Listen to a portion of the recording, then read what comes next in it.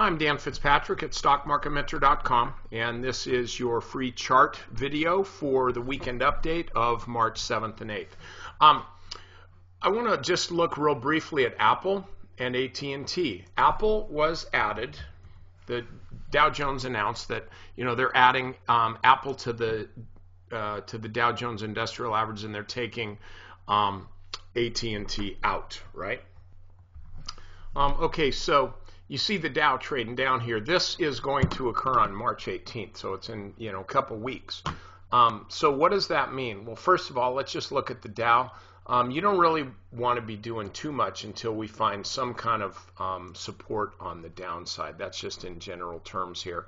The way this pattern is shaping up, that's the box that kind of needs to be filled. Do you know why? Because this is the box that we're in. So look for that type of thing. But here's the thing that kind of concerns me. Apple was up a little bit, it was up Friday morning, but it essentially closed flat. This is big news for a company when they're added to the Dow Jones Industrial Average. It's really big news. Why? Well, the days of the Dow Jones actually being an industrial average are long gone. There's all kinds of crap in there now. But there are those tracking funds that have to own what is in the Dow Jones Industrial Average. And so the idea is when a stock gets added to the Dow, it's going to be bought. There's going to be a big demand for it. Well, Apple apparently is really not that big a deal because I think Apple is already pretty widely owned. And there are different figures out there as far as how many hedge funds or mutual funds or this and that. I don't know what they are. I just know that the bottom line is this. Stock gapped up today. I'm doing this on Friday night. Stock gapped up on Friday morning and did not even hold the gap. I mean, it's closed down from the open. So what this is telling me is there's not the demand for this stock that you might think, because this should have been the type thing.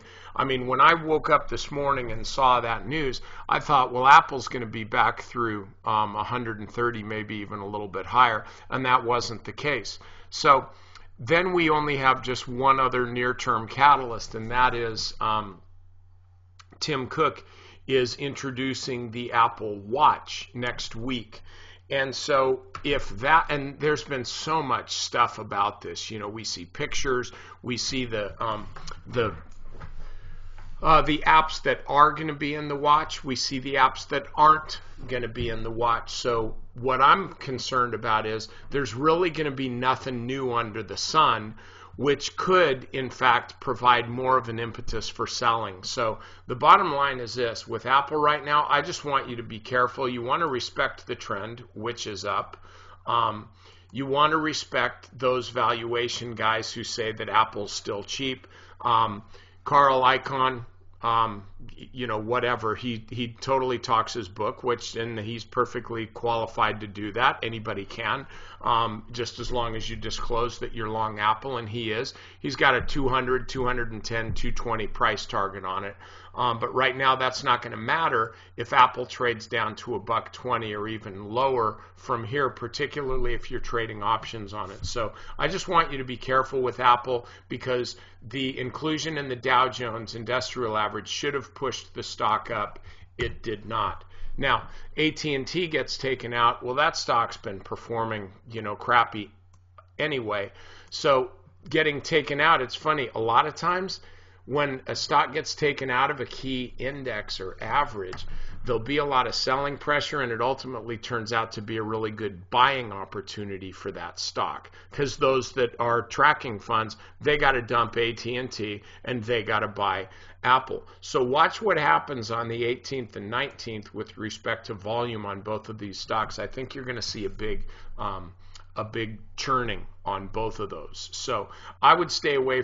I'd stay away from AT&T anyway. It gives you a really nice dividend, but the only time you want to be buying a stock like this where the dividend is an issue is when the stock is right down at support, and that is what, 4% below where it is right now. So you're buying here, you lose 4% in capital gains. Suddenly that turns into a 1.5% dividend, which is not a reason to buy the stock. So anyway, I hope this helps on Apple and AT&T. Members, over to the regular weekend update.